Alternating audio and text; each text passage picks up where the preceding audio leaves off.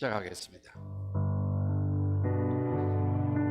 저희가 신 아버지 하나님, 이 한 시간에도 하나님의 귀한 영광과 예배를 위해서 저희들이 한 시간 하나님 앞에 아버지의 귀한 예배를 드리오니 주님께서 이 한 시간 우리의 마음과 정성과 뜻을 다해서 저희 바치는 예배와 찬양에 주님께 영광 드리게 도와주시옵소서. 예수님 받들어 감사하며 기도하였습니다. 아멘.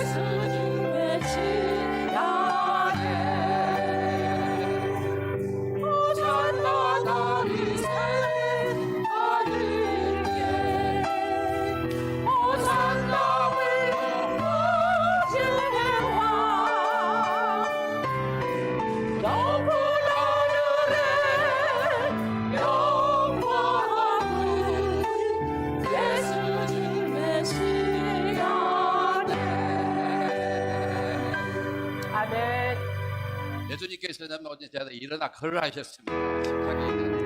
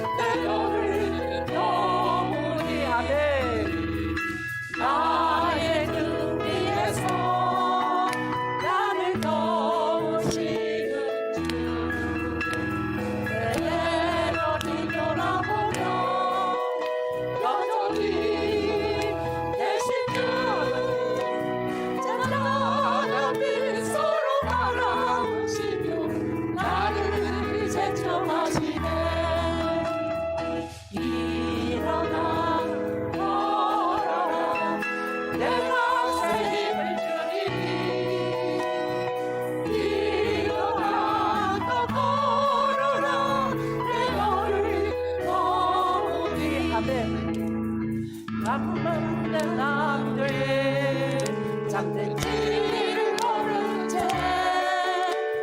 주님 곁을 떠나갔지만 내가 만난 주님은 참 사랑이었고 진리이고 소망이었어.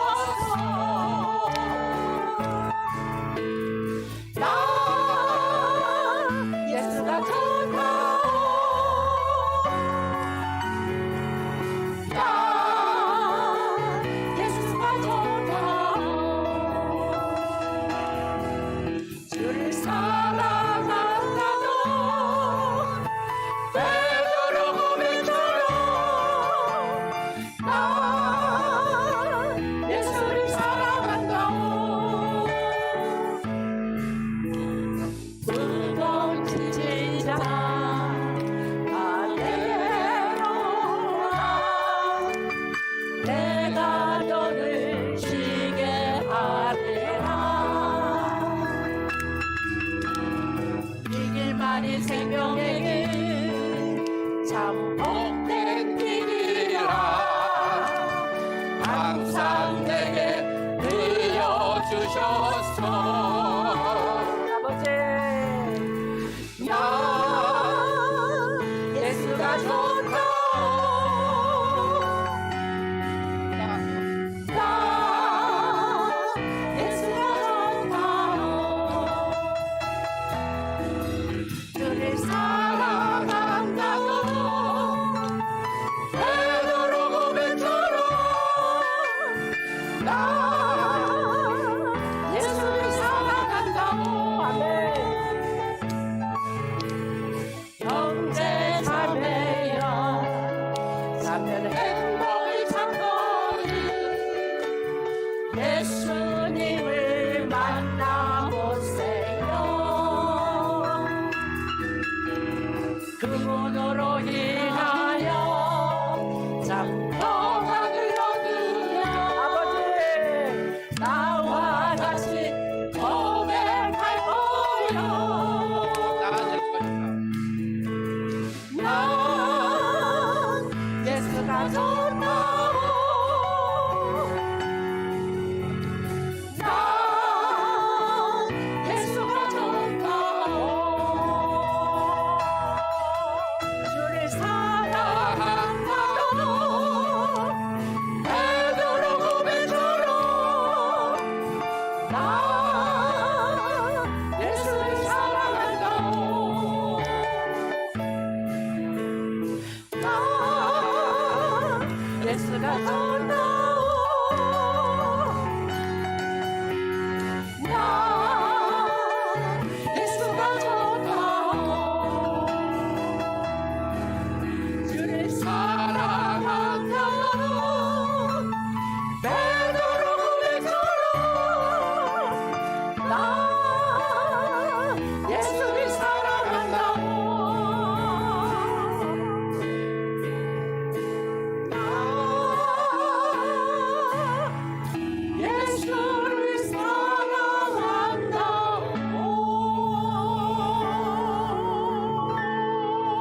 아멘. 아멘, 할렐루야. 아멘. 자, 이 시간 마지막 찬양을 해서 저희가 교회 일어나라.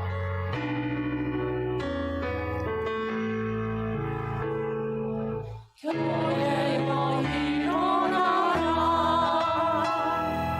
주께서 부르시니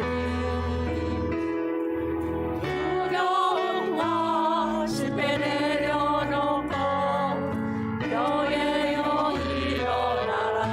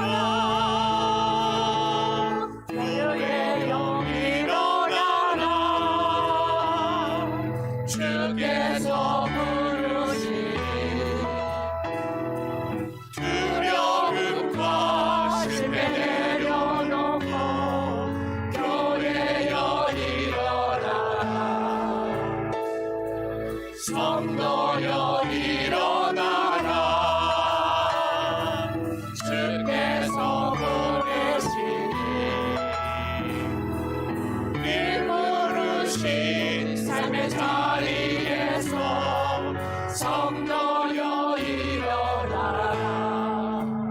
우린 세상의 빛, 하나님의 편지,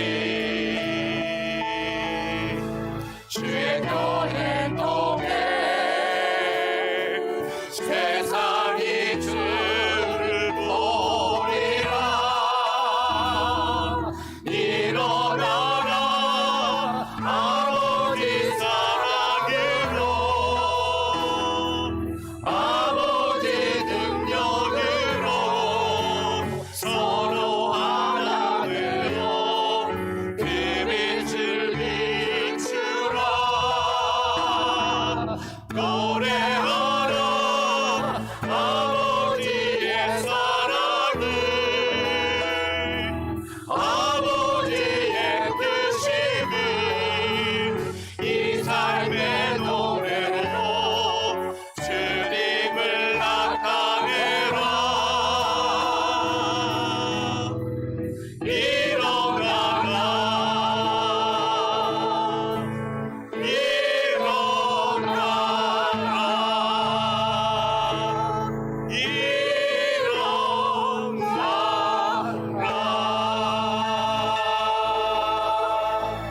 아멘. 하나님의 말씀 창세기 31장 1절부터 22절까지 말씀입니다.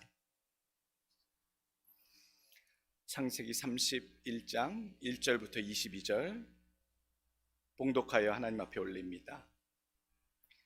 야곱이 라반의 아들들이 하는 말을 들은즉 야곱이 우리 아버지의 소유를 다 빼앗고 우리 아버지의 소유로 말미암아 이 모든 재물을 모았다 하는지라. 야곱이 라반의 안색을 본즉 자기에게 대하여 전과 같지 아니하더라. 여호와께서 야곱에게 이르시되 네 조상의 땅 네 족속에게로 돌아가라. 내가 너와 함께 있으리라 하신지라. 야곱이 사람을 보내어 라헬과 레아를 자기 양 떼가 있는 들로 불러다가 그들에게 이르되 내가 그대들의 아버지의 안색을 본즉 내게 대하여 전과 같지 아니하도다. 그러할지라도 내 아버지의 하나님은 나와 함께 계셨느니라. 그대들도 알거니와 내가 힘을 다하여 그대들의 아버지를 섬겼거늘 그대들의 아버지가 나를 속여 품삯을 10번이나 변경하였느니라.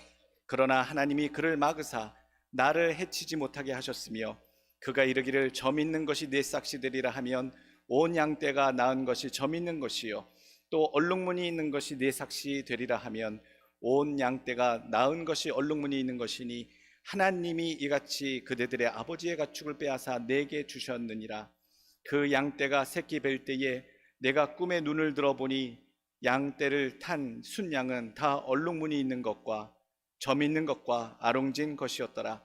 꿈에 하나님의 사자가 내게 말씀하시기를 야곱아 하기로 내가 대답하기를 여기 있나이다 하매 이르시되 내 눈을 들어보라. 양떼를 탄 순양은 다 얼룩무늬 있는 것, 점 있는 것과 아롱진 것이니라. 라반이 내게 행한 모든 것을 내가 보았노라. 나는 베델의 하나님이라. 네가 거기서 기둥에 기름을 붓고 거기서 내게 서원하였으니 지금 일어나 그 이곳을 떠나서 내 출생지로 돌아가라 하셨느니라. 라헬과 레아가 그에게 대답하여 이르되 우리가 우리 아버지의 집에서 무슨 분깃이나 유산이 있으리요. 아버지가 우리를 팔고 우리의 돈을 다 먹어버렸으니 아버지가 우리를 외국인처럼 여기는 것이 아닌가. 하나님이 우리 아버지께서 취하여 가신 재물은 우리와 우리 자식의 것이니 이제 하나님이 당신에게 이르신 일을 다 준행하라. 야곱이 일어나 자식들과 아내들을 낙타들에게 태우고 그 모은 바 모든 가축과 모든 소유물 곧 그가 밧단 아람에서 모은 가축을 이끌고 가나안 땅에 있는 그의 아버지 이삭에게로 가려 할세. 그때에 라반이 양털을 깎으러 갔으므로 라헬은 그의 아버지의 드라빔을 도둑질하고 야곱은 그 거취를 아람 사람 라반에게 말하지 아니하고 가만히 떠났더라. 그가 그의 모든 소유를 이끌고 강을 건너 길르앗산을 향하여 도망한 지 3일 만에 야곱이 도망한 것이 라반에게 들린지라. 아멘.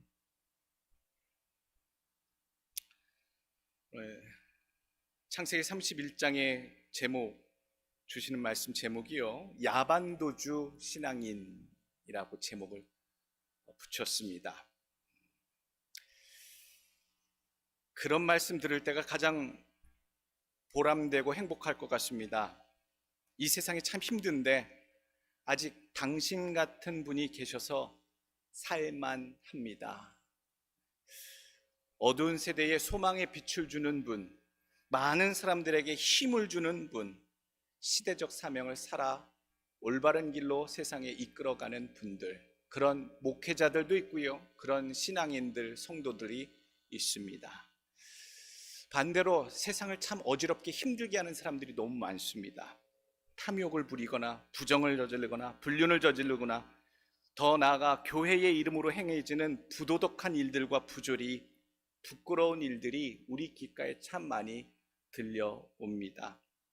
그런 소식이 매스미디어를 통해서, 신문지상을 통해서 우리 귓가에 들려올 때는요, 예전에 격한 반응이 있었습니다.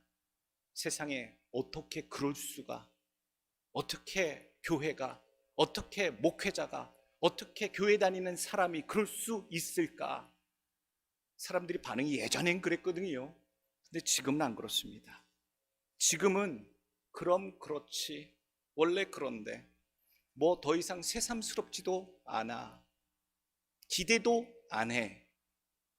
이게 현재 세상이 우리를 바라보는, 교회를 바라보는, 믿는 자들을 바라보는 반응입니다. 무엇이 잘못되었습니까? 신학교에 신학생이 없습니다. 제가 들어갈 때 8대1, 9대1 그렇게 들어갔는데요, 지금은 다 미달입니다. 문 닫을지 모르겠습니다. 하나님의 신학교마저도 지원하는 자가 없어요. 물론 인구 변화 때문에 그런 영향이 있겠지요. 그래도 그건 너무나도 심한 현상입니다. 신학교에 들어가서 사명을 감당할 주의 종들이 더 이상 오질 않는다. 많은 생각을 하게 되지요. 누가 짊어질 것이냐? 한국교회를 누가 짊어지고 나갈 것이냐? 좋은 교회도 있습니다. 교회 같아 보이는 교회도 보입니다. 아름다운 교회, 모범적인 교회들을 보면 세상에선 그렇게 얘기합니다. 좀 특이한 교회네, 정말로 특별한 교회인가 보다 라고 여깁니다. 세상의 빛은 더 희귀해졌고요, 맛을 잃은 소금이 가득한 세대에 우리가 지금 살고 있습니다. 신앙의 문제, 신앙의 태도의 문제, 신뢰할 수 없는 신앙인들, 신뢰할 수 없는 목회자들, 신뢰할 수 없는 교회, 우리가 무엇을 어떻게 더 반성을 하고 회개를 해야 할까? 마태복음 5장 13절 말씀 선포하고 계십니다. 너희는 세상의 소금이니 소금이 만일 그 맛을 잃으면 무엇으로 짜게 하리요? 후에는 아무 쓸데없어 다만 밖에 버려져 사람에게 밟힐 뿐이라. 세상이요, 우리가 세상을 밝히지 않으면 세상에 밟히게 된다라고 얘기하고 있어요. 우리들의 삶이 빛나게 하는 삶이 못 되면 세상에게 밟혀지는 삶이 된다라고 오늘 말씀하고 있는 거예요. 성경의 말씀이에요. 우리 기독교의 정신으로 살아가는, 열심으로 살아가는, 빛도 없이 이름도 없이 정말 자기 자리에서 신앙을 지켜 살아가는 사람들이 너무나도 많습니다. 그리고 핍박받는 사람들도 많습니다.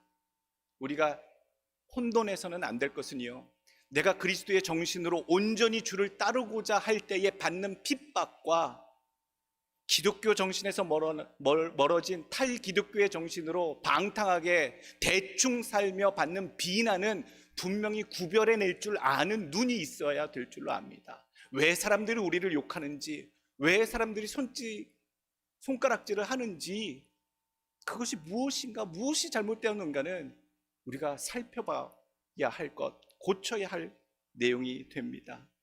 복음의 능력이 왜 나타나지 못합니까? 왜 사람들의 마음을 더 이상 움직이지 못합니까? 복음 전하는 자가 어두워요.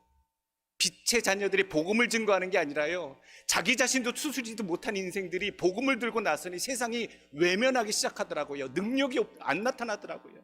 믿지를 않더라고요. 한탄스럽습니다. 가슴이 아픕니다. 빛을 잃은, 맛을 잃은 교회, 그리고 성도들, 교회답지도 않고 목사답지도 않고 성도답지도 않고 그런 분들이 얼마나 우리 주변에 많은가? 둘러볼 필요도 없습니다. 내 자신을 보니 그렇더라고요. 어디에서도 존경스럽지 못하고 당당히 서지도 못하고 드러낼 수도 없는 존재가 과연 누구인가? 우리 자신, 내 자신이었구나. 오늘 야곱을 보면서 사실 참으로 마음에 참 불편했습니다. 야곱 같은 사람이 성경의 족장의 믿음의 조상으로 그렇게 창세기에 소개되고 있을까? 제가 가끔 말씀드렸지 않습니까? 저는 천국에 하나님 허락해 주셔서 올라간다면 딱 두 사람에게 질문할 겁니다. 아담에게, 하와에게 먼저 여쭤볼 거예요. 왜 그때 선악과 따먹었냐고. 왜 뱀의 유혹에 넘어가서 그 후손들이 얼마나 많은 인류가 그 한 번 선택으로 고통스러운 줄 아셨냐고. 그걸 참을 수 없었냐고 한번 물어볼 거고요. 그리고 야곱한테 갈 겁니다. 야곱 만나게 해주시면 어떻게 그렇게도 구원받으셨는지 참 대단하십니다라고 묻고 싶은, 감히 그렇게 물을 존재도 못 됩니다만 저는 그렇게 묻고 싶어요. 창세기를 볼 때마다 야곱에 대한 인생을 훑어볼 때마다 그런데도 불구하고 하나님은 야곱을 축복하셨고 야곱을 역사하셨고 야곱을 통해 그 후손들의 길을 열어가고 계신다는 사실, 이해할 듯 이해할 수 없는 그런 놀라운 일들을 하나님 우리에게 펼쳐 보여주고 계신다라는 거예요. 야곱같이는 살지 말아야지. 야곱의 인성은 담지 말아야지. 그런데 또 무엇을 그에게 본받아야 할 것이 있겠는가? 적당히 믿지 않기를 원합니다. 무리처럼 적당히 믿지 않기를 원하고 성령 받은 제자처럼 믿기를 원합니다. 진실되게 원합니다. 오늘 디모데후서 3장 5절 말씀 보면 경건의 모양은 있으나 경건의 능력은 부인하니 이 같은 자들에게서 네가 돌아서라. 주변에 그런 자들, 믿는 자들이나 믿는 자이기는 하나 하나님의 능력, 변화의 능력, 기적의 능력이 없는, 경건의 능력이 없는 자들에게 돌아서라. 대외적인 선포인 것 같은데 우리 스스로에게도 말씀하시는 겁니다. 그러한 능력 없는 삶, 복음의 능력이 없는 삶, 경건의 능력이 없는 삶은 버리라. 야곱의 삶은요 참 이기적인 삶이었고요, 계산적인 삶이었고요, 수단 방법 가리지 않고 속이면서까지, 사기치면서까지 자기 형님 속여서 장자권 빼앗아 오지요. 자기 아버지 마지막 돌아가시는 그 순간, 유언하시는 그 순간에 바꿔치기 위해서 자기 부모를 속여서 그걸 축복을 받겠다고. 인생 살아가는 과정이 다 사기짓이에요. 거짓으로 살았어요. 그런데도 믿음의 이야기로 그 사람이 펼쳐지고 있어요. 얼마나 오늘 본문 보게 되면 자기 와이프들한테 가스라이팅 합니까? 레아와 라헬한테 자기가 여기를 곧 떠나야 될 것 같다고 그 이야기를 거반 다 장인어른의 낯빛을 보고 떠나야겠다라고 하는 직감을 한 순간서부터 하나님의 이름을 얘기하면서 아내에게, 자녀들에게 떠나야라고 하나님이 하셨다라고 그렇게 얘기하고 이야기들을 합니다. 그리고 자기가 이룬 이 놀라운 축복이, 이 재산이 하나님이 주신 거라고 그렇게 얘기합니다. 그런데 내용 보시면요, 이 야곱이라는 분이 어떻게 재산을 모았는지는 창세기 30장이 그 앞장에 자세하게 나와요. 참 간교하게 재산을 모았어요. 그런데 그것을 하나님이 내게 축복해 주셨다라고 포장해요. 그리고 당연시 여겨요. 예수를 믿어도 이렇게 믿을 수가 있을까? 그 정직하신 하나님, 성실하신 하나님, 성실한 하나님을 믿으면서도 왜 그리도 사람들은 불성실할까? 진실하신 하나님을 신앙하면서도 사람들은 왜 그리도 거짓스러울까? 선하신 하나님을 믿는다고 하면서도 사람들은 왜 이렇게 악할까? 늘 베푸시는 하나님 믿으면서도 어떻게 이렇게 탐욕스러울까?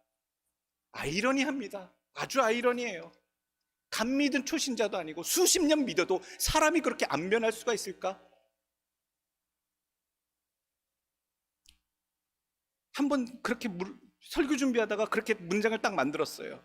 야곱을 향한 문장. 왜 인생을 그렇게 사는가? 하나님의 백성이라, 이스라엘의 족장이라 그런 인물이 어떻게 그런 인생을 살까? 자기 고향집을 떠나올 때도 야반도주, 삼촌댁에 20년 동안 고생하고 수고하고 거기서 이제 떠날 때도 야반도주. 정확하게 야반도주라는 표현은 없어요. 밤에 떠났는지는 몰라요. 근데 사람들의 낯빛을, 눈총을 피해서 도망갔으니 아마 밤에 도망갔겠지요. 부끄럽지 않게 몰래 보따리 싸갖고 집에서 나올 때도 야반도주, 그 고생한 곳에서 삼촌댁에서 나올 때도 야반도주. 가는 곳마다 인생이 그렇게 떳떳하지 못할까? 도망자의 삶, 왜 당당하게 살지 못하는가? 오늘 또 그 삼촌댁에 하란을 떠날 때에 도적질까지 해서 갑니다. 뭘 그렇게 훔쳤는가? 재산을 훔쳐서, 장인의 재산을 훔쳐서 왔는가? 자기 재산만 추리지 아니하고 봤더니 우상단지를 훔쳐갖고 도망와요. 드라빔을 훔쳐갖고 오잖아요. 훔칠 것도 참 없구나. 하나님의 여호와를 경외하는 족장의 가정이, 물론 라헬을 통해서 그걸 가져오게 됩니다만, 오늘 이 땅에 참 제대로 예수를 믿는 사람들을 세상은 고대하고 있습니다. 진짜 타락하지 않냐고 롱런하는 진실되고 참된 교회를 찾고 있고요, 그런 성도들을 찾고 있고요, 그런 목회자를 세상은 정말 기대하고 찾고 있다는 얘기예요. 홍수가 나면 먹을 물이 없다라고 얘기합니다. 교회가 이곳저곳에 빨간 네온사인으로 가득가득, 한국에는 그렇다 하지만 참된 진리를 선포하는 교회가 얼마나 있겠느냐, 선포하는 목회자와 진실한 성도들은 또한 얼마나 있겠느냐, 세상이 우리에게 묻고 있습니다. 21절 말씀, 20절 말씀, 가만히 떠났더라. 21절, 그가 그의 모든 소유를 이끌고 강을 건너 길라산을 향하여 도망한 지 3일 만에 야곱이 도망한 것이 라반에게 들린지라. 오늘 도망하는 삶은 아닙니다.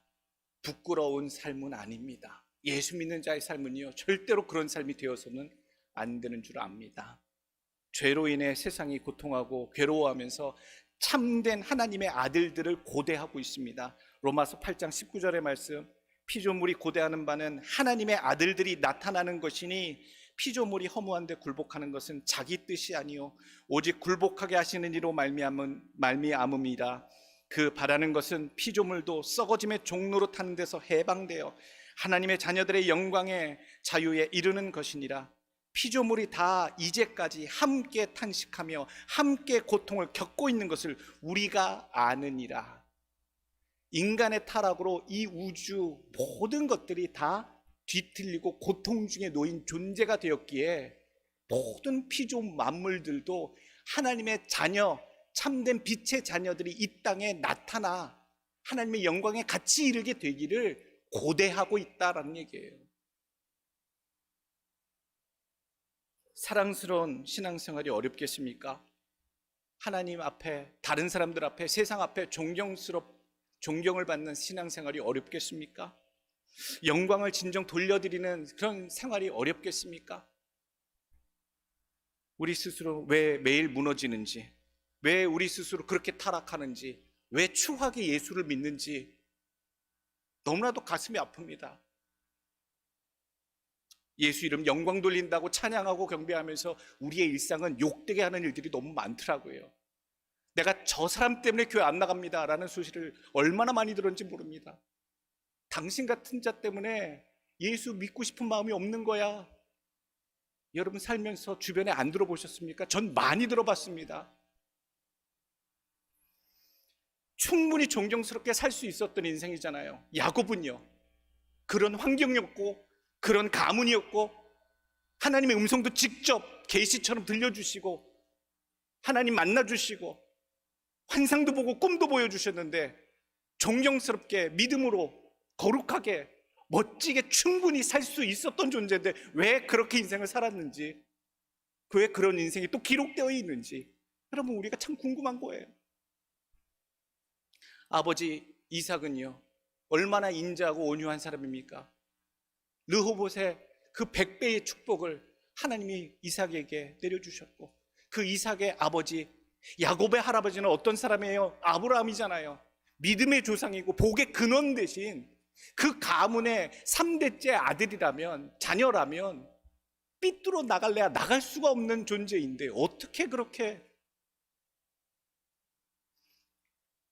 그런데도요, 우리가 야곱의 배경을 좀 이해해 보자고요. 왜 야곱은 굳이 그렇게 간교하고 속이고 인간답지 못한 그런 신앙인의 삶을 살았을까 이해해 보자고요.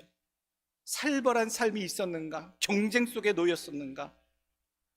쌍둥이 에서형이랑 태어날 때서부터 그 안에 내재 있었던 경쟁심이 그를 그렇게 인간 참 간교한 인생으로 부추겼는가? 아니면 타양살이 하는 그 삼촌네의 인생살이에서 정말로 힘든 것 때문에 어쩔 수 없이 그랬는가?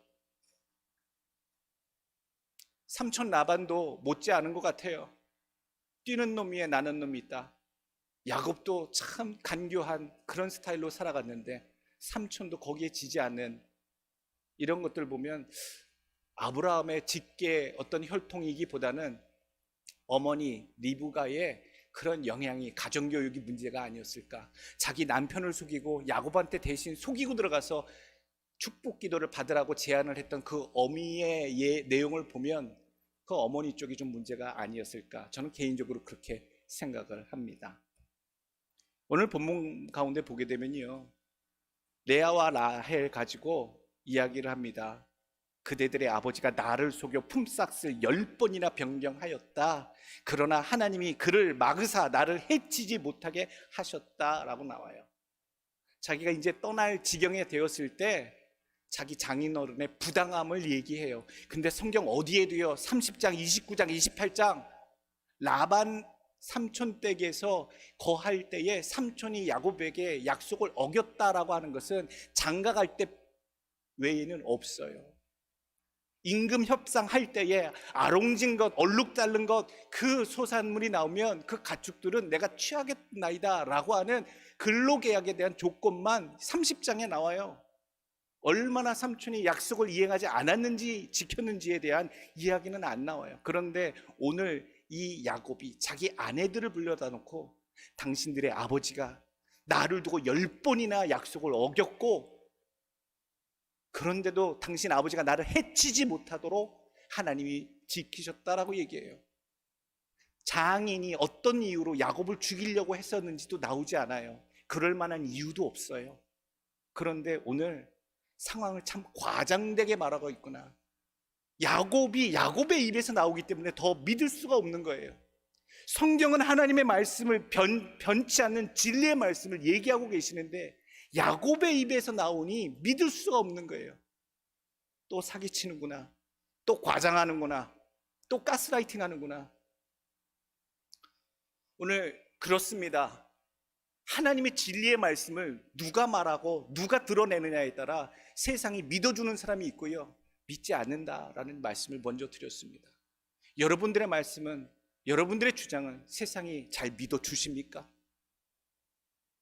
콩으로 매주를 쓴다 해도 세상이 믿지 않는 참 신용이 망가진 믿을 수 없는 세태 속에 우리 살아가는데 하나님의 자녀들, 하나님의 백성들, 빛의 자녀들이 무엇인가 말하고 복음에 대해서 증거하면 믿어줄 수 있는 세상을 만드는 사명이 우리에게 있는 줄로 믿습니다.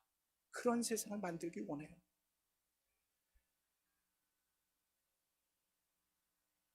설교 말씀 준비하면서 계속 들었었던 마음, 질문, 야곱과 같은 인생인데 참 부족하고 무식하고 교만하고 간교한 사기꾼 같은 인생인데 매 순간 그렇게 살아왔는데 그런데도 하나님은 왜 그를 도와주시고 왜 그를 축복하시고 결정적일 때마다 그의 편에 들어서 역사하셨는가에 대해서 여러분 궁금하지 않으십니까?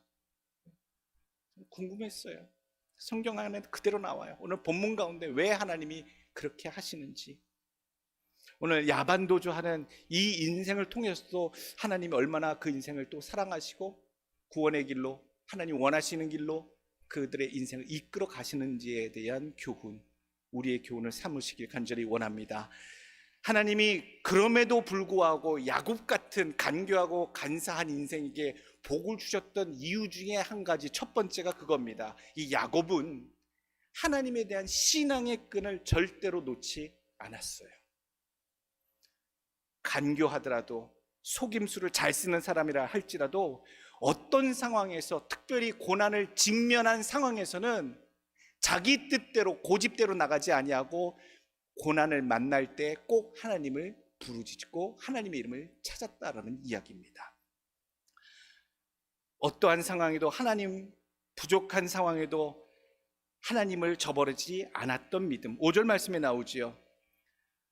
그러할지라도 내 아버지의 하나님은 나와 함께 계셨느니라 라는 이야기를 통해 어떠한 상황에서도 하나님은 나를 버리시지 않았고 나는 하나님을 잊지 않았다라는 말을 자기 아내들 앞에서, 식구들 앞에서 하게 됩니다. 자기 재주와 능력으로 지혜로 살아왔던 야곱이었지만 결정적인 순간마다, 고난 때마다 하나님께 나아가는 지혜, 하나님께 나아가는 믿음이 있었다라는 것. 집에서 쫓겨나서 삼촌 댁을 찾아갈 때에도 하나님을 만났고 하나님께 의뢰했고 하나님께 서원을 했어요. 그 베델에서의 하나님을 만난 사건. 그리고 다시 삼촌 댁에서 집으로 돌아올 때에도 하나님을 만나고 하나님을 찾아요. 야복강가에서 그 하나님을 부르짖고 그 하나님께 약속, 축복의 약속을 확증받은 이후에야 이름 바꿔 이스라엘이라 이름을 받고 나서야 야복강을 건너 컴백하게 되지요. 또 그뿐만 아니에요. 거기에서 적당히 머물려고 했었던 야곱의 가정을 향해 하나님 디나를 통해 큰 가문의 문제, 사건을 만나게 하시잖아요. 디나가 성폭행을 당해서 세겜 족속으로 말미암아 가문이 멸절당하게 되는 그 위기를 만날 때에 이 야곱은 그때 또 하나님께 나갑니다. 위기 때마다 자기 스스로의 지혜와 사람의 힘으로 의지하지 아니하고 위기 때마다 하나님께 나아가는 지혜가 있었구나. 세상 살면서 제일 위험하고 불쌍하고 안타까운 것은요, 예수 잘 믿던 사람이 완전히 신앙의 길을 떠나버리는 것, 떠난 지 오래된 것, 그리고 나서 자기가 당장 코앞에 죽게 될 것을 직시하지 못하고 살아가는 사람들이 제일 불쌍한 사람들입니다. 제일 불쌍해요. 오늘 우리들의 삶이 늘 형통할 수는 없습니다. 예수를 잘 믿든 제대로 못 믿든 간에 매일 만나는 것이 도전이고 고난이고 환난일 텐데, 여러분 오늘 이 야곱을 통해서도 지혜를 배우길 원해요. 어려울 때를 만나면 누구 앞으로? 배고프면 밥상 앞으로 가고요, 근력이 떨어지면 고깃집으로 찾아가듯, 여러분 문제를 만나면 어디로 나옵니까? 하나님의 이름으로, 주의 전으로 하나님께 구원하심을, 하나님의 역사하심을 받는 인생들 꼭 되시기를 간절히 원합니다. 두 번째 주시는 말씀은요, 부당한 삶을 거룩히 합리화하는 죄를 주의하십시오. 이게 예수 믿는 사람들 속에서 나오는 죄악이더라고요. 7절 말씀, 그대들의 아버지가 나를 속여 품삯을 10번이나 변경하였느니라. 그러나 하나님이 그를 막으사 나를 해치지 못하게 하셨으며. 8절, 그가 이르기를 점이 있는 것이 내 삭시들이라 하면 온 양떼가 낳은 것이 점 있는 것이요 또 얼룩무늬 있는 것이 네 삭시들이라 하면 네 온 양떼가 낳은 것이 얼룩무늬 있는 것이니, 하나님이 이같이 그대들의 아버지의 가축을 빼앗아 내게 주셨느니라 라고 라헬과 레아에게 얘기해요. 내가 이 재산을 이룬 것은 하나님이 그대들 장인어른의 가축에서 빼앗아서 내게 주신 것이다 라고 선포하는데, 내용을 알고 보면 자기가 다 빼돌린 거잖아요. 30장에 나오잖아요. 창세기 30장 37절 바로 앞장입니다. 야곱이 버드나무와 살구나무와 신풍나무의 푼 가지를 가져다가 그것들의 껍질을 벗겨 흰 무늬를 내고 그 껍질 벗긴 가지를 양떼가 와서 먹는 개천의 물 구유에 세워 양떼를 향하게 하매 그 떼가 물을 먹으러 올 때에 새끼를 베니 가지 앞에서 새끼를 뱀으로 얼룩얼룩한 것과 점이 있고 아롱진 것을 낳은지라. 목동이니까 들에서 일어나는 모든 식생들에 대해서 꿰뚫고 있어요. 무엇을 먹으면 건강하고 무엇을 먹으면 안 되는지, 그리고 새끼 가임 기간 동안에 임신 가능한 암컷들에게 무엇을 먹이면 얼룩덜룩한 것, 점이 있는 것이 나오는지를 알고 있었던 지혜가 있었던 야곱이지요. 근데 그 지혜를요, 자기 삼촌과 임금 협상할 때 얼룩진 것, 알록달록한 것이 혹시 태어나면 내 것으로 다 취하겠나이다 하고서 그때서부터 계속 모든 새끼들 나올 때마다 그렇게 만들어 버렸다는 거예요. 그렇게 하고 나서 고백은 뭐라고 하냐면, 오늘 9절 말씀, 하나님이 이같이 그대들의 아버지의 가축을 빼앗아 내게 주셨느니라 라고 얘기하고 있어요. 소름 끼치지 않습니까? 정직해야 하잖아요. 그렇게 안 했는데 정직하게 삼촌의 가축들을 잘 관리하고 길러서 어쩌다가 나온 것이 의도하지 않았는데도 하나님이 주시는 것처럼 분명히 기적같이 그의 재산이 불어났다면 우리가 감동받을 거예요. 근데 바로 앞장에 그 모든 창세기의 내용이 기록되어 있는데 자기가 그렇게 못된 사기 행동을 취해서 가축을 늘려서 자기 것으로 빼돌렸는데 그것을 하나님이 아버지 것을 빼앗아 내게 주셨다라고 당당히 선포하고 그것을 이제 시기 질투하는 당신 아버지와 형제들의 눈빛을 피해서 이제 떠날 때가 되었고 이것은 하나님의 뜻이다 라고 라헬과 레아를 가스라이팅하고 있는 거예요. 여러분, 무엇이 하나님의 뜻이고 무엇이 하나님이 기뻐하시는 신앙의 삶이겠습니까? 아주 간교해요. 소름이 끼쳐요. 오늘 야곱만 그러겠느냐? 우리들의 삶이 그렇더라고요. 참 삐딱하게, 못되게, 악하게, 거짓스럽게, 음흉스럽게 살면서도 사람들 앞에 드러냅니다. 나는 이렇게 복을 받은 자요, 나는 이렇게 축복을 받은 자요, 하나님이 복을 내게 주셨으니 이렇게 되었소라고 드러내는 포장, 인생의 포장, 건듯해 보이고 믿음 있어 보이는 삶이지만 속은 문드러져 있는 삶, 하나님이 기뻐하시지 않는 거짓된 삶, 야곱과 같은 삶이 있다는 얘기예요. 오늘 우리가 주의하기를 원합니다. 우리가 정직하게 바르게 하나님 기뻐하시는 매일매일 순간순간의 삶을 살고 그것에 합당한 축복을 받아 누리기를 원해요. 어느 누군가가 그러실지 모르겠어요. 목사님, 꽁 잡는 게 매잖아요. 어차피 이렇게 살던 저렇게 살던 그 한평생 살면서 축복이란 축복 다 받았으면 그게 잘 된 거 아닙니까? 라고 말씀하실 텐데 받긴 받더라고요. 축복 다 받잖아요. 부도 이루고 고향 땅으로 부귀 영화 가지고 귀향하고, 근데 그의 삶을 보니까요, 평안하지가 않아요.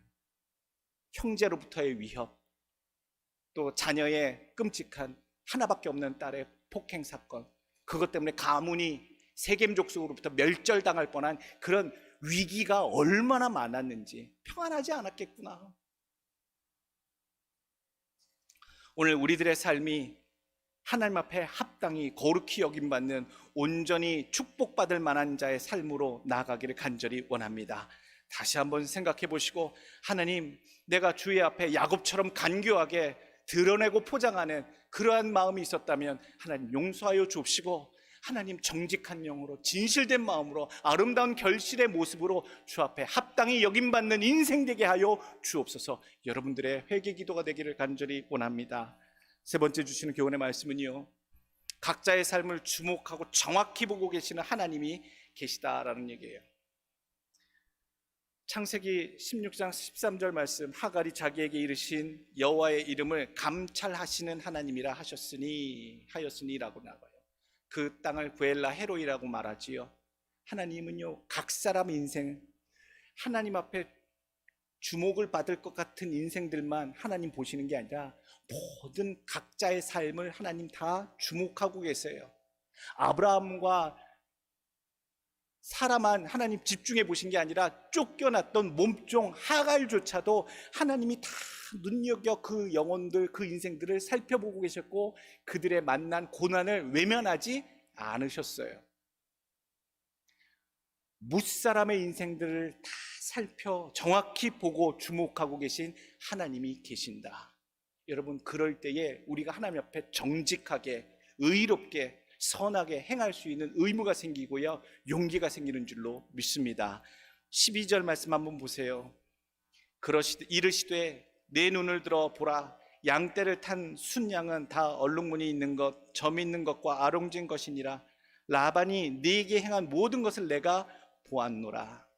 하나님이 라반이 행한 것도 보고 야곱이 당한 것도 알고 하나님 모든 것들을 다 알고 계시다라고 야곱이 지금 고백하고 있어요. 하나님의 말씀이다.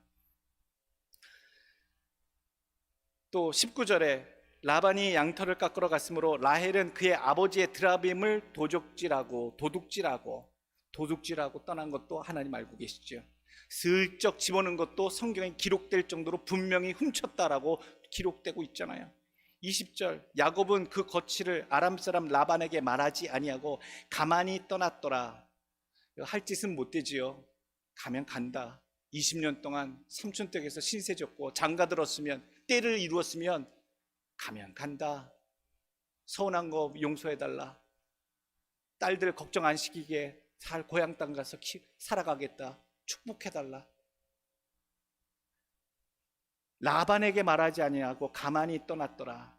이 모양이 굉장히 겸손하게 조용히 물러간 것처럼 보이지만 성경에는 정확히 표현합니다. 21절 22절 그가 그 모든 소유를 이끌고 강을 건너 길라산을 향하여 도망한 지 3일 만에 야곱이 도망한 것이 라반에게 들린지라. 성경에는 뭐라고 그래요? 뭐 했다고요? 도망갔다. 성경은 분명히 도망갔다라고 기록하고 있잖아요. 본인은 삼촌 댁을 가만히 알리지 않냐고 조용히 겸손히 소리 없이 떠났다라고 표현한 것처럼 기록되어 있습니다만 성경에는 바로 이어서 도망했다라고 기록하고 있어요. 내 삶에 대해서 나는 잘 포장해서 얘기하고 유리하게 얘기해요. 우리들의 습성이 그래요. 그런데 하나님은 정확한 눈으로 판단하고 계세요. 도망간 것이지 않냐. 그럴싸하게 얘기하고 자기 입장으로 얘기하고 편하게 얘기하지만 하나님의 눈이 정확하신 거예요. 도망간 거예요. 자신은 요란스럽지 않게 가만히 떠나갔다고 어디 가서 또 소개할지라도 하나님은 아신다는 거지요. 몰래 숨긴 죄도 있습니다. 드라빔까지 도둑질하고 떠났다는 것을 성경에 분명히 기록하고 있잖아요. 훔칠 것이 없어 우상신을 훔쳐갖고 나오는 사람들이 있는가? 그래서 드라빔은요, 고대 근동에 집에서 섬기는 신이에요. 가신이에요. 그리고 요만하게 조각해가지고 품고 다니기도 좋고 그래요. 그러니 라헬이 그걸 안장 속에 숨겨놨죠. 왜 그걸 가지고 나올게요? 가신이 뭐예요? 집을 지키는 신이잖아요. 예전에 시골에서 사신 분들 어쩌면 여러분들 아마 보셨을 거예요. 대들보 위에 북어 대가리랑 북어 말른 거랑 실타래 묶어서 올리는 거, 그걸 뭐라 그래요? 성주신이라고 그러잖아요. 예, 집을 지켜주는 신. 그래서 그거 올려다 놓고 그거 이렇게 비나이다 하잖아요. 그리고 삼신할미도 모신다고 항아리에다가 넣어놓고 삼신할미 며느리들 애기 잘 베게, 애기 잘 낳게 해달라고 그러기도 하고, 또 부엌에 들어가면 뭐가 있어요? 조왕신, 화덕을 지키는 신. 불 꺼트리면 큰일 나니까요. 조왕신. 그래서 부엌에서 모시잖아요. 그리고 그 집 터를 지켜주는 신이 있다고 그러잖아요. 무슨 신? 터주신. 또 다른 말로 터줏대감. 터주신도 섬겨요. 장독대 항아리에 꼭 햅쌀 담아가지고 그렇게 섬겼잖아요. 왜 모른 척 하시죠? 시골 가면 다 그래요. 시골 가면 다 그렇게 놓고 시골 옛날 집 보면 그 시골집을 지키는 신들을 섬기고 살더라고요. 그러니 이 야곱의 집안이지만 야곱 집안의 아녀자였던 라헬은 자기가 축복을 이어받으려고 가려고 아버지 집에 모셨던 가신 드라빔을 숨겨가지고 그거를 가나안까지 숨겨 지내가고 있구나. 오늘 그것마저도 하나님 다 찝어내고 계시다는 거예요. 찝어내고 계시다. 여러분, 우리들의 삶이 하나님이 앞에 부끄럼 없는 삶으로 늘 보여지길 원하고 드러내지시기를 간절히 원합니다. 하나님 정확히 보고 계시고 알고 계시다. 네 번째 마지막 주시는 교훈의 말씀은요, 변함없이 요구하시는 하나님의 명령에 순종하십시오. 아이들이요, 엄마가 100번 얘기해도 한 번 들을까 말까 해요. 저희 집만 그런 게 아니라 다들 그렇더라고요. 자녀들이 뭘 얘기하면 잔소리로 듣고 잘 안 듣잖아요. 저희 집 아이는 한 20번, 30번쯤 하면 듣는 편이니까 잘 듣는 편이었다고 생각이 돼요. 근데 안 고치는 것도 있고요. 하나님은요, 하나님의 백성들에게 변함없이 요구하세요. 변함없이 그것이다 라고 요구하시는 믿음이 있고 요구하시는 순종함이 말씀하고 계세요. 순종함을. 오직 나와 오직 하나님만 있는 신앙의 관계, 절대적인 관계, 간절한 신앙의 관계를 하나님이 요구하세요. 그 관계가 무엇이었느냐? 항상 베델로 올라가라. 베델로 올라가는, 베델로 돌아가는 신앙을 회복해라 라고 하는 야곱을 향한 하나님의 지속적인 요청이셨어요. 베델로 가서 하나님이 여기도 계시고 저기도 계시고 하란에도 계시고 야본강가에도 계셨고 가나안에도 계실 텐데 어디서 하나님을 믿으면 어때? 왜 굳이 야복, 오직 베델에서 하나님을 섬기라고 글로 돌아가라고 자꾸 하시는가? 베델은 의미가 담긴 곳이잖아요. 베델에서 만났던 하나님은 야곱에게 특별한 하나님이었어요. 이삭의 하나님, 아브라함의 하나님이 아니라 야곱의 하나님으로 체험하게 된 그곳이 베델이었기 때문에 하나님은 그 베델에서의 신앙, 베델에서의 내 모습으로 돌아가라라고 계속 얘기하시는 거예요. 여러분들의 믿음은 어디만큼 왔습니까? 어떤 모양으로 지금 하나님 앞에 서 계십니까? 13절 말씀, 나는 베델의 하나님이라. 네가 거기서 기둥에 기름을 붓고 거기서 내게 서원하였으니 지금 일어나 이곳을 떠나서 내 출생지로 돌아가라 하셨느니라. 이 베델에서의 하나님은요, 야곱이 가장 절대적으로 절망에 빠졌을 때 만난 하나님이었어요. 다른 것도 없고 아무것도 의지할 것도 없고 힘을 얻을 것도 없는, 나와 오직 하나님밖에 없는, 하나님만 찾고 부르짖을 수밖에 없었던 간절한 마음에서 만났던 하나님이 베델의 하나님이고 절대적인 신앙이 베델의 신앙이었어요. 그래서 하나님은 항상 야곱에게 축복을 주시고 그의 삶을 인도하시면서도 항상 베델의 하나님이니 베델로 돌아가라, 베델로 돌아가라, 그렇게 얘기하고 계시는 거예요. 그때 그 느꼈던, 네가 그때 가지고 있었던 믿음, 거길로 회개하라, 돌아오라. 여러분들 예수님 믿으신 지 오래되셨죠? 처음 믿으실 때 기억나십니까? 기도원도 올라가고 금식도 하고 울며 불며 내 잘못 살아왔던 그런 삶을 하나님께 회개하고 마음이 뜨거웠던 그때, 나와 하나님밖에는 없었던 그때, 그게 베델의 신앙이에요. 그게 베델의 신앙이에요. 목사님, 요새는요 성경책도 안 보고요, 기도도 안 하고요, 예배도 빠지고요, 내가 왜 이렇게 신앙생활 하는지 모르겠어요. 돌아가세요. 베델로 돌아가세요. 야곱에게 그렇게 끝까지 요구하셨던, 하나님이 끝까지 찾으셨던 그 간절했던 믿음, 뜨거웠던 믿음, 하나님과 야곱만 있었던 그 알고 있던 그 믿음으로 돌아가기를 야곱에게 바랐듯이 우리에게도 지금 돌아오기를 바라시고 계시는 하나님, 그 하나님의 바라심에 순종하시는 여러분들 되시길 간절히 원합니다. 오늘 끝까지 뺀질거립니다. 아유, 바빠서요, 그때랑 지금은 다르죠. 게을러서요, 힘없어서요, 시간이 없어서요. 야곱은 우리의 기대를 저버리지 않더라고요. 큰 일을 만나 하나님 역사하시고 지나가게 하시면 그냥 입 닦아버리는 스타일이에요. 우리랑 비슷하잖아요. 아쉬울 때만 죽게 나오고. 35장 가니까요, 또 일이 벌어집니다. 디나, 하나밖에 없는 그 딸이 큰 일을 당하지요. 그것 때문에 세겜 족속과 원수가 돼서 세겜 족속이 전력을 다해 야곱 가문을 전멸시키려고 찾아오는 그 순간 하나님의 말씀이 임합니다. 베델로 올라가라. 창세기 35장 1절 말씀, 하나님이 야곱에게 이르시되 일어나 베델로 올라가서 거기 거주하며 네가 내 형 에서의 낯을 피하여 도망하던 때에 네게 나타났던 하나님께 거기서 제단을 쌓으라 하신지라. 야곱이 이에 자기 집안 사람과 자기와 함께한 모든 자에게 이르되 너희 중에 있는 이방 신상들을 버리고, 드라빔 버리라는 얘기지요, 자신을 정결하게 하고 너희들의 의복을 바꾸어 입으라. 우리가 일어나 베델로 올라가자. 내 환난 날에 내게 응답하시며 내가 가는 길에서 나와 함께 하신 하나님께 내가 거기서 제단을 쌓으려 하노라 하매. 우리들이 회복해야 할 신앙은 베델의 신앙입니다.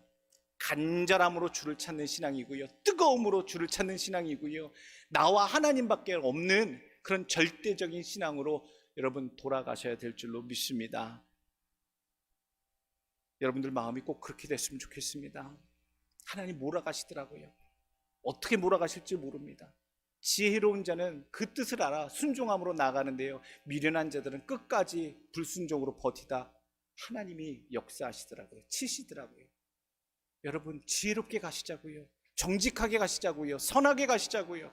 하나님이 인도하시는 그 길은요 복된 길이고요, 하나님 뜻하신 계획이 있으신 길이고요, 우리가 잘 되고자 이끄시는 길인 줄 믿으시고, 지금 힘들더라도 지금 어렵더라도 오늘 말씀을 통해 우리를 이끄시는 신앙의 길 베델의 믿음으로 여러분 복귀하시는 세상의 빛이 되시길 원하고, 세상의 소금 되시길 원하고, 세상에 존경받을 만한 그런 인생들로 하나님 앞에, 세상 앞에, 또 천사들 앞에 저 천국에서 모두 설 수 있기를 예수 그리스도 이름으로 축원합니다. 기도합니다.